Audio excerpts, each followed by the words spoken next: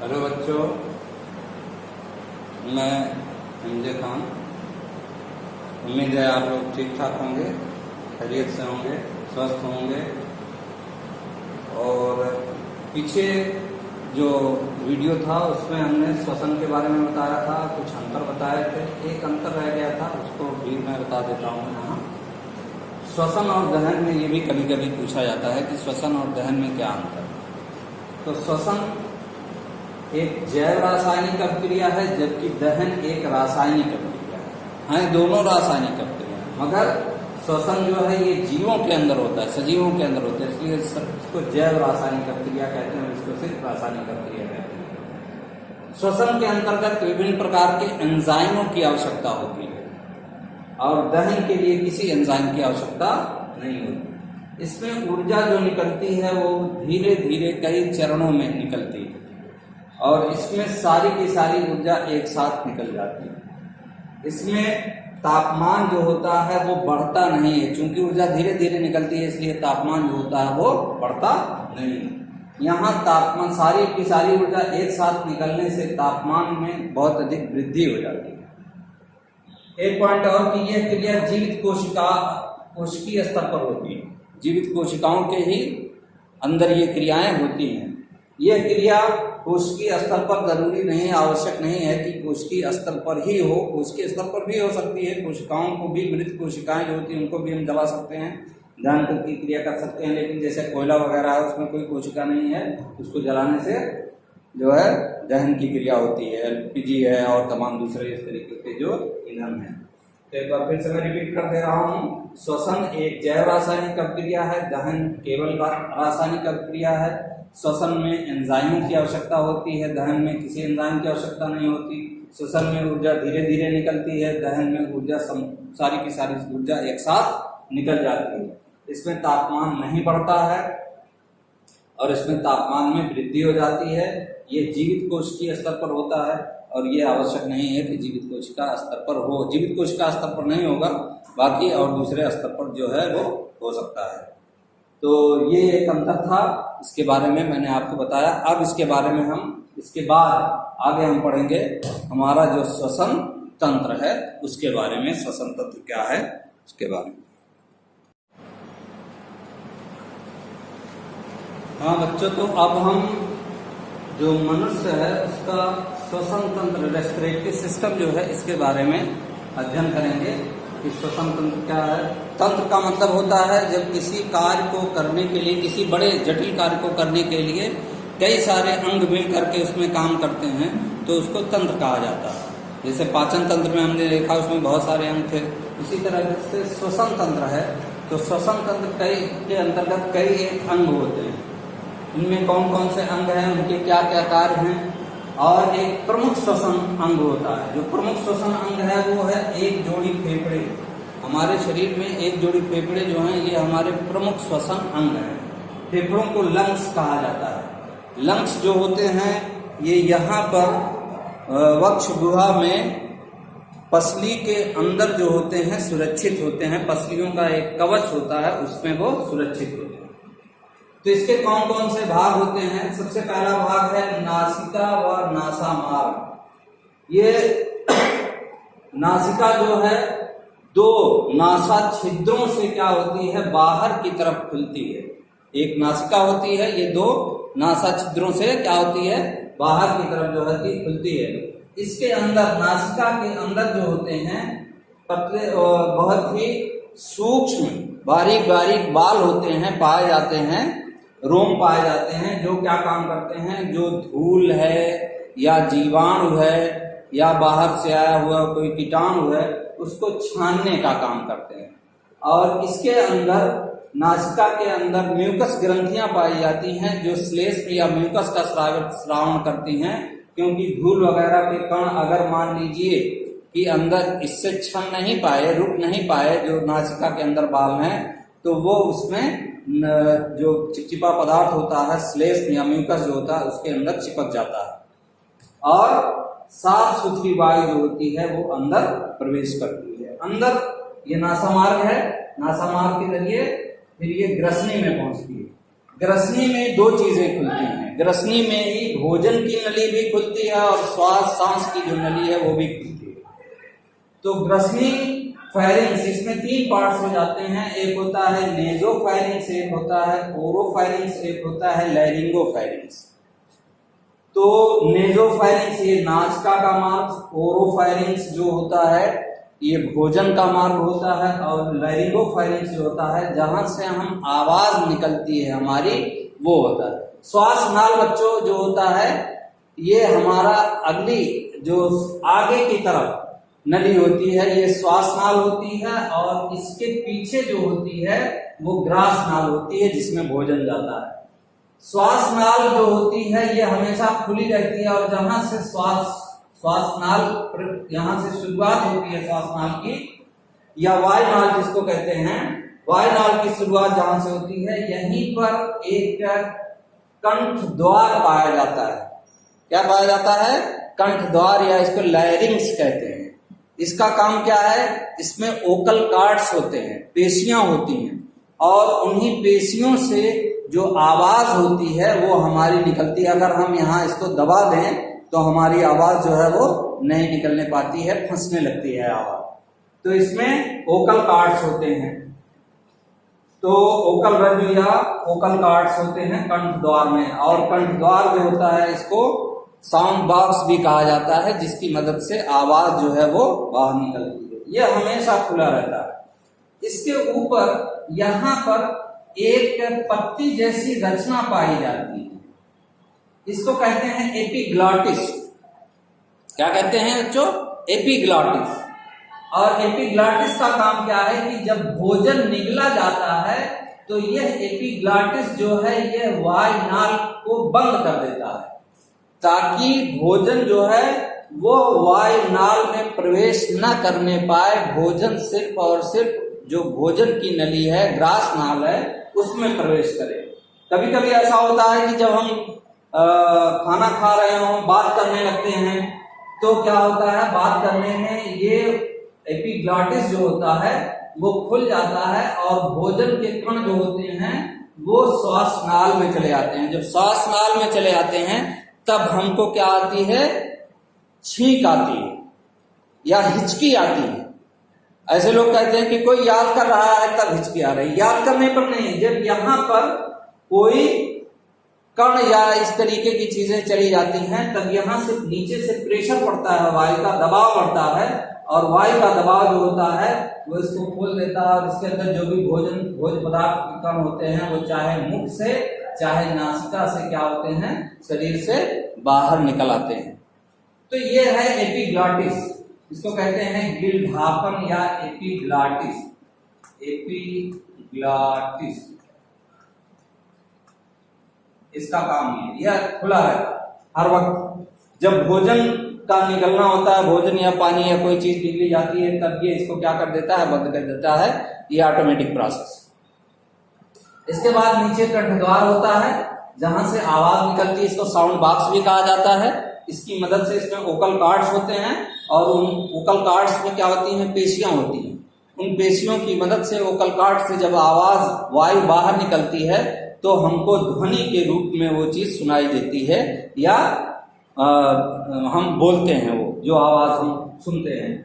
तो आवाज जो निकलती है वो कंठ द्वार से ही निकलती है। अब इसके बाद एक लगभग 10 से 12 सेंटीमीटर लंबी नली होती है, इसको कहते हैं श्वास नाल, जो गर्दन में होती है। गर्दन से होती हुई ये पहुंचती है फेफड़ों के अंदर। तो श्वास नाल जो 10 से 12 सेंटीमीटर लंबी श्वास नाल होती है, ये इसके ऊपर श्वास नाल के ऊपर बच्चों उपास्थ के बने हुए सी के आकार के छल्ले पाए जाते हैं। उपास्थ के आकार के सी के बने हुए छल्ले, सी आकार के छल्ले पाए जाते हैं। इनका काम क्या है? ये क्या काम करता है कि मान लो कि अगर इसमें हवा नहीं है तो ये क्या हो जाएगी? हवा नहीं होगी तो चिपक जाएगी, श्वास नाल चिपक जाएगी।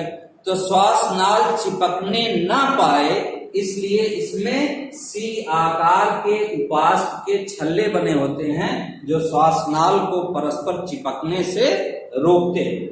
इसके बाद श्वासनाल आगे चल करके दो शाखाओं में विभाजित हो जाती है, इसको कहते हैं श्वसनी। दो श्वसनी, एक श्वसनी जो होती है वो जाती है बाएं फेफड़े में और एक श्वसनी जाती है दाएं फेफड़े में। ये देखो हमारा, अगर हम ऐसे खड़े हों तो ये दाहिना साइड है, ये बायां साइड, तो ऐसे ही चित्र भी बनता है। ये दायां फेफड़ा है, ये बायां फेफड़ा। फेफड़ों के अंदर जब ये पहुंचती है, श्वासनाल जो होती है दो भागों में बढ़ जाती है। इसको श्वसनी या श्वासनाल को अंग्रेजी में ट्रैकिया भी कहते हैं। श्वसनी जो होती है इसको कहते हैं ब्रांकाई, और फिर ब्रांकाई जो होती है ये फेफड़ों के अंदर पहुंच करके बहुत ही पतली पतली शाखाओं में विभाजित हो जाती है, उसको हम कहते हैं श्वसनिकाएं या ब्रांकियोल्स इसको कहते हैं। तो ट्रैकिया, फिर उसके बाद ये ब्रांकाई है, फिर उसके बाद ये और पतली पतली महीन शाखाओं में विभाजित हो जाती है जिसको ब्रांकियोल्स या श्वसनिकाएं कहते हैं। श्वसनिकाओं के अंतिम सिरे जो होते हैं वो गुब्बारे जैसी संरचना में खुलते हैं, उनको कहा जाता है वायुकूपिका। क्या कहते हैं बच्चों? वायुकूपिका, या इसको कहते हैं एल्वियोलस या एल्वियोलाई। प्लूरल एल्वियोलाई है, सिंगुलर जो है वो एल्वियोलस है। फेफड़े जो होते हैं ये हल्के गुलाबी रंग के मुलायम और लचीले होते हैं। एक जोड़ी फेफड़े हमारे शरीर के अंदर जो होते हैं वो पाए जाते हैं। फेफड़े चारों ओर से दोहरी झिल्ली से घिरे होते हैं, इसको प्लूरा मेम्ब्रेन कहते हैं या इसको फुफ्फुसा आवरण कहते हैं। फेफड़े को फुफ्फुस भी कहा जाता है, इसीलिए इस फेफड़े के बाहर जो झिल्ली पाई जाती है दोहरी झिल्ली, इसको फुफ्फुसा आवरण, फुफ्फुस के चारों ओर पाया जाने वाला आवरण फुफ्फुसा आवरण कहलाता है। प्लूरा मेम्ब्रेन, इसके अंदर एक प्रकार का तरल पदार्थ भरा होता है जिसको फुफ्फुसीय द्रव कहा जाता है। यह क्या काम करता है? यह भारी आघात से और घर्षण से इसकी सुरक्षा करता है। किसकी? फेफड़े की। और फेफड़े किसके अंदर सुरक्षित होते हैं? फेफड़े जो होते हैं ये जो पसलियां हमारे शरीर के अंदर 12 जोड़ी पसलियां होती हैं उसके अंदर सुरक्षित होते हैं। दो फेफड़े होते हैं। दायां फेफड़ा थोड़ा सा बड़ा होता है और इसके 3 पार्ट होते हैं, 3 भागों में बढ़ जाता है, ऊपरी भाग, मध्य भाग और निचला भाग। और बायां फेफड़ा थोड़ा सा छोटा होता है, इसमें सिर्फ 2 भाग होते हैं, एक भाग ये ऊपरी भाग है और ये निचला भाग होता है। और फेफड़े जो होते हैं ये लगे होते हैं नीचे वक्ष गुहा में, नीचे एक डायाफ्राम पेशीय संरचना पाई जाती है, इसको तंतुपट या डायाफ्राम कहते हैं, इससे ये जुड़ा होता है।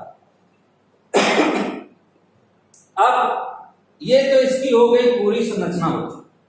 एक बार फिर से मैं इसको रिपीट कर दे रहा हूं कि हमारा जो श्वसन तंत्र है ये 4 चीजों से मिलकर, समझो इसके कुल 4 पार्ट होते हैं। नासिका और नासामार्ग। नासिका जो होती है, नासिका एक होती है, ये 2 छिद्रों से बाहर की तरफ खुलती है जिसको नासा छिद्र कहते हैं। नासिका के अंदर जो होता है उसमें बाल पाए जाते हैं जो धूल के कण हैं, जीवाणु हैं, बैक्टीरिया हैं, कीटाणु हैं, उनको रोकने का काम करते हैं। और इसमें म्यूकस होता है, म्यूकस ग्लैंड्स होती हैं जिससे म्यूकस स्रावित होता है, वो धूल वगैरह के कण को क्या कर देता है, अवशोषित कर लेता है, चिपका लेता है, जिससे साफ या स्वच्छ वायु जो होती है वो हमारे शरीर के अंदर जो होती है वो पहुंचती है। और इसके बाद ये ग्रसनी में पहुंचता है। ग्रसनी में एपिग्लॉटिस होता है जहां पर ये खुलता है वायुनाल में, यहीं पर एक स्वर यंत्र या कंठ द्वार होता है जिससे आवाज निकलती है। इसमें वोकल कॉर्ड्स होते हैं, पेशियां पाई जाती हैं और उन्हीं पेशियों के कंपन से ही आवाज जो होती है, ध्वनि जो होती है वो पैदा होती है।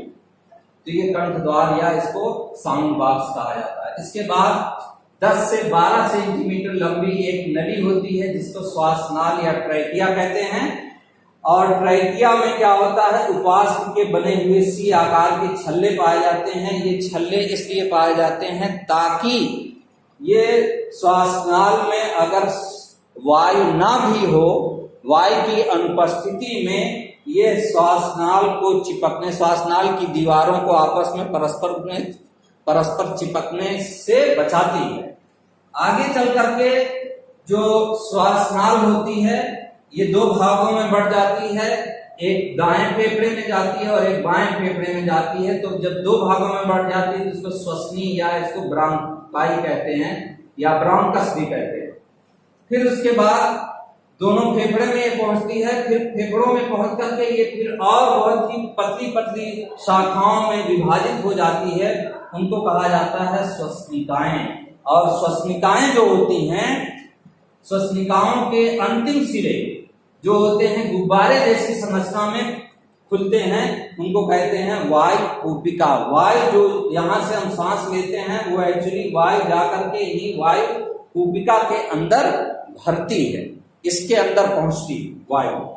फेफड़े के ऊपर, फेफड़ा चारों ओर से क्या होता है, फेफड़ा जो होता है हल्के गुलाबी रंग का मुलायम संरचना होती है और ये चारों ओर से दोहरी झिल्ली से घिरा होता है जिसको फुफ्फुसावरण कहते हैं। इसमें एक प्रकार का तरल पदार्थ पाया जाता है जिसको फुफ्फुसीय तरल कहते हैं। ये आघर्षण से तथा इसको आघात से इसकी सुरक्षा करता है। फेफड़े जो होते हैं वो तंतुपट या डायाफ्राम से जो होते हैं वो लगे होते हैं। तंतुपट या डायाफ्राम जो होती है पेशीय संरचना होती है। दायां फेफड़ा थोड़ा सा बाएं फेफड़े की तुलना में थोड़ा बड़ा होता है और इसके 3 पार्ट होते हैं। इसमें दो खांचे होती है जिससे 3 भागों में बढ़ जाता है, ऊपरी भाग, मध्य भाग, निचला भाग। और जो बायां फेफड़ा होता है उसमें एक ही खांच होती है जिससे ये सिर्फ 2 भागों में बढ़ जाता है, ऊपरी भाग और निचला भाग। फेफड़े एक जोड़ी होते हैं। जब हम सांस लेते हैं बच्चों, रेस्पिरेशन की क्रिया जो होती है तो उसमें सांस कितनी लेते हैं हम जो एक बार में सांस लेते हैं वो लगभग 500 ml 500 मिलीलीटर सांस जो है एक बार हम अंदर ग्रहण करते हैं। 500 ml का मतलब आधा लीटर। और हमारे जो फेफड़े होते हैं इनकी कुल क्षमता जो होती है वो 5 से 6 लीटर तक इसके अंदर वायु जो है वो समा सकती है। ये पूरे संपूर्ण क्षमता इसकी जो होती है उसको कहते हैं। तो वो 5 से 6 लीटर है। और एक बार जो हम सांस लेते हैं वो कितनी सांस हमारे शरीर के अंदर जाती है, वो लगभग आधा लीटर जो है वो सांस जाती है। अब देखो बच्चों होता क्या है यहां जब इसका काम क्या है, यहां जब क्या नाम है श्वास पहुंचती है तो यहां पर ये एक एल्वियोलस वायुविका के ऊपर रक्त केशिकाओं का जाल फैला होता है। इसका रक्त केशिकाओं का जाल फैला होता है। रक्त केशिकाएं जिसमें रक्त बहता रहता है और रक्त केशिकाओं का इसके अंदर जाल फैला होता है। ये चारों तरफ से इसको घेरे रहते रक्त केशिकाएं। और जब वायु ऑक्सीजन इसके अंदर प्रवेश करती है, हमने 2 क्रिया होती है, एक होती है इंस्पिरेशन, एक होता है एक्सपायरेशन। इनहेलेशन और एक्सहेलेशन। इनहेलेशन में निश्वसन और निःश्वसन,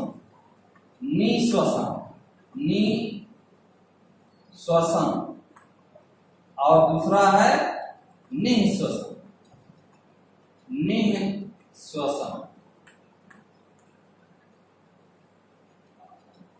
इसको कहते हैं इंस्पायरेशन, इन मतलब इनटेक अंदर लेना, एक्सपायरेशन एक्स का मतलब बाहर, जब बाहर निकलता है तो उसको निःश्वसन कहा जाता है और जब सांस अंदर ली जाती है तो उसको निःश्वसन कहते हैं। जब हम सांस लेते हैं तो सांस फेफड़ों से ली जाती है। फेफड़े जो है यही हमारे प्रमुख श्वसन अंग है और यही फेफड़े जो होते हैं वो क्या करते हैं, सांस लेते हैं। और सांस ली कैसे जाती है, सांस इसके अंदर कैसे जाती है, ये तंतुपट जो होता है डायाफ्राम थोड़ा सा जब नीचे आता है, जब ये नीचे आता है तो क्या होता है कि जो वक्ष गुहा होती है उसका आयतन थोड़ा सा बढ़ जाता है और जब आयतन बढ़ जाता है तो इसके अंदर थोड़ी खाली जगह हो जाती है। तो जब खाली जगह हो जाती है तो इसके अंदर जो वायु है उसका दबाव जो होता है वो कम हो जाता है और बाहर की जो वायु है वो बाहरी वायु का दबाव जो है वो ज्यादा हो जाता है, वायुमंडलीय दबाव ज्यादा हो जाता है, तो वायु हमारे नासा क्षेत्र से ऑटोमेटिक क्या होती है, फेफड़ों के अंदर वायु कोशिकाओं में जाकर के भर जाती है। फिर उसके बाद क्या होता है, फिर ये डायफ्राम अपनी पूर्व अवस्था में आता है। तो जब डायफ्राम पूर्व अवस्था में अपनी पहली अवस्था में आता है तो फेफड़े, डायफ्राम थोड़ा ऊपर जाता है तो वक्ष गुहा जो होती है उसका फेफड़ों पर दबाव पड़ता है और वक्ष गुहा का आयतन कम हो जाता है, जिससे फेफड़ों पर दबाव पड़ता है। और फेफड़ों पर जब दबाव पड़ता है तो फेफड़ों के अंदर जो वायु होती है उसका वायुमंडलीय, उसका दाब जो होता है वायुमंडलीय दाब से थोड़ा सा बढ़ जाता है, जिससे वायु जो होती है वो ऑटोमेटिक बाहर निकल आती है। वायु अधिक दबाव से कम दबाव की ओर हमेशा क्या करती है, प्रवाहित होती है। तो जब तंतुपट नीचे जाता है तो फेफड़े का आयतन जो होता है बढ़ जाता है, इसमें खाली जगह ज्यादा हो जाती है और वायु जो होती है बाहर से अंदर चली जाती है। और डायफ्राम जब फिर अपनी पूर्वावस्था में आता है, पहली अवस्था में आता है, तो फिर यहाँ पर दबाव बढ़ जाता है और वायु होती है वो नासा छिद्र से बाहर निकल आती है। अब वायु जब इसके अंदर बाहर अंदर जाती है, जो वायु जाती है तो वायु में हम एक्चुअली सांस में क्या लेते हैं, वायु लेते हैं। वायु में नाइट्रोजन है 78% और ऑक्सीजन है 21% और CO2 है कितना 0.03%, ये रेशियो। और कुछ और चीजें हैं, कुछ इसमें जलवाष्प भी है। अब जब हम सांस अंदर लेते हैं, जब सांस अंदर लेते हैं निःश्वसन की क्रिया में, तो इसमें 21% ऑक्सीजन होता है और निःश्वसन की क्रिया जब सांस बाहर निकलती है तो उसमें कार्बन डाइऑक्साइड की मात्रा बढ़ जाती है, ये लगभग 4% हो जाती है इसमें जब बाहर निकलती है।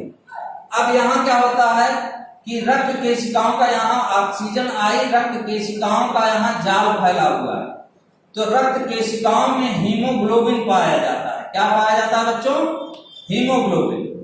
हीमोग्लोबिन के कारण ही रुधिर का रंग जो होता है वो लाल होता है। हीमोग्लोबिन क्या काम करता है, ये ऑक्सीजन के साथ मिल करके एक अस्थायी यौगिक बना लेता है, उसको कहते हैं ऑक्सी हीमोग्लोबिन। क्या बना लेता है ये, ऑक्सी हीमोग्लोबिन, अस्थायी।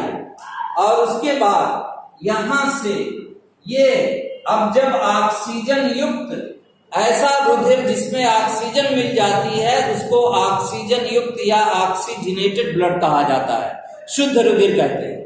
यह शुद्ध रुधिर यहां से फिर ये पल्मोनरी शिरा के द्वारा जाता है कहां, हृदय में, और हृदय से फिर क्या होता है वो धमनी के द्वारा शरीर के विभिन्न भागों में, विभिन्न अंगों में, विभिन्न ऊतकों में, विभिन्न कोशिकाओं में भेज दिया जाता है।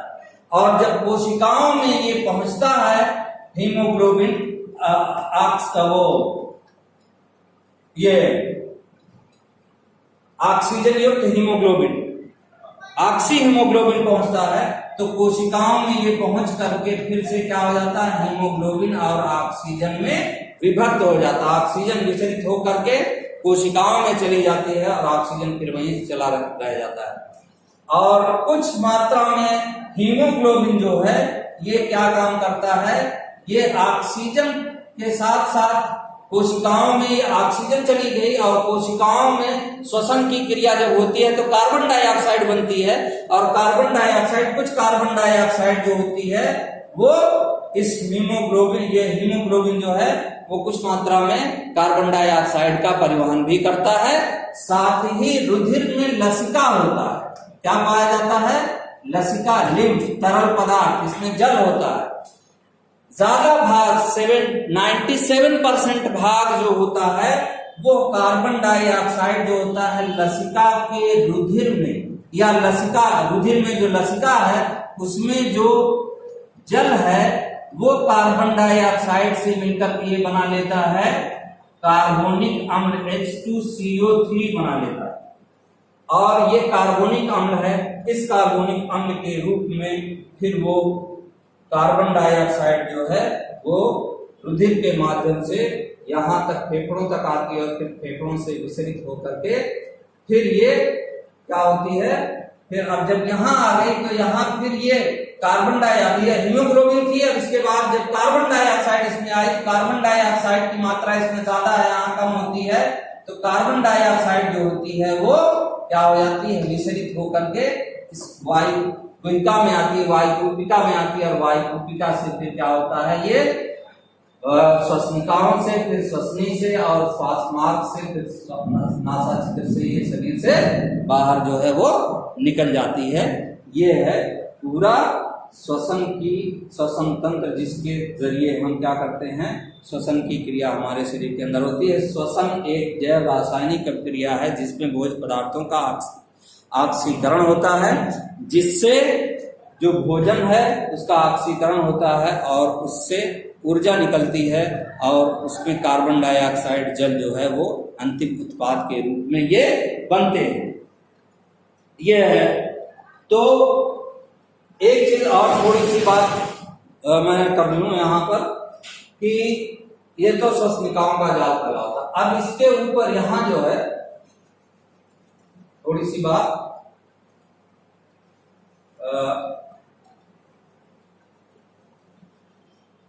श्वसन जो है ये दो चरणों में पूरा होता है। श्वसन की क्रिया हमारे शरीर में दो चरणों में पूरी होती है। एक होती है ग्लाइकोलिसिस की क्रिया,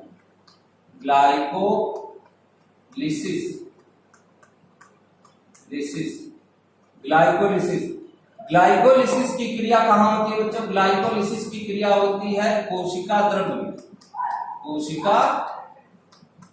में, ग्लाइकोलिसिस की क्रिया कोशिका द्रव्य में होती है। और इस ग्लाइकोलिसिस की क्रिया में होता क्या है? इस ग्लाइकोलिसिस की क्रिया में होता यह है कि जो ग्लूकोज है, जो पचा हुआ भोजन है, ग्लूकोज के रूप में ये बदल जाता है किसमें? पायरुविक अम्ल में या पायरुवेट में, पायरुविक अम्ल में बदल जाता है। पायरुविक अम्ल के दो पायरुविक अम्ल के अणु जो होते हैं वो प्राप्त होते हैं। और ग्लूकोज जो है ये 6 कार्बन वाला है, और पायरुविक अम्ल जो है ये 3 कार्बन वाला पदार्थ है।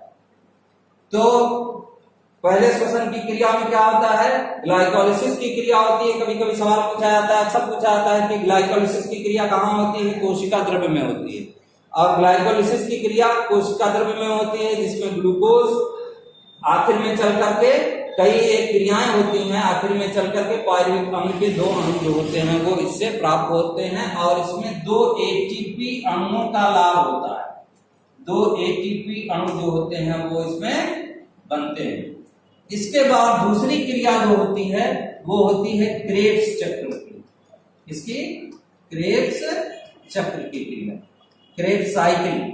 क्रेब्स चक्र की क्रिया जो होती है, पायरुविक अम्ल जो है ये चल करके बदल जाता है ऑक्सैलोएसिटिक एसिड में, और उसके बाद ये फिर धीरे धीरे कई चरण होते हैं। मैरिक अम्ल है, सक्सिनिक अम्ल है, फिमैरिक अम्ल है, ये इस तरीके से ये कई स्टेप्स में हो करके क्या होता है, ये क्रेब्स चक्र की क्रिया, क्रेब्स चक्र की क्रिया होती है। और इसमें 36 एटीपी जो होते हैं वो बनते हैं। इसमें 2 एटीपी अणुओं का लाभ होता है। इसमें बनते हैं 4 एटीपी, लेकिन 2 एटीपी खर्च भी हो जाते हैं। इस तरीके से 2 एटीपी अणु का जो होता है वो लाभ होता है। यह क्रिया कहाँ होती है बच्चों? ये क्रिया होती है कोशिका के माइटोकॉन्ड्रिया में। कहाँ होती है? माइटोकॉन्ड्रिया में। क्रेब्स चक्र की क्रिया कहाँ होती है? माइटोकॉन्ड्रिया में। और इसमें अंतिम उत्पाद जो होता है वो कार्बन डाइऑक्साइड और जल बनता है। और इसमें कुल जो है 36 एटीपी अणु जो होते हैं वो प्राप्त होते हैं। तो इस तरीके से ग्लूकोज के एक मॉलिक्यूल के क्या नाम है विखंडन से, ऑक्सीश्वसन से क्या होता है, 36 एटीपी और ये 2 एटीपी, कुल 38 एटीपी अणु जो होते हैं वो प्राप्त होते हैं। कितने एटीपी के अणु?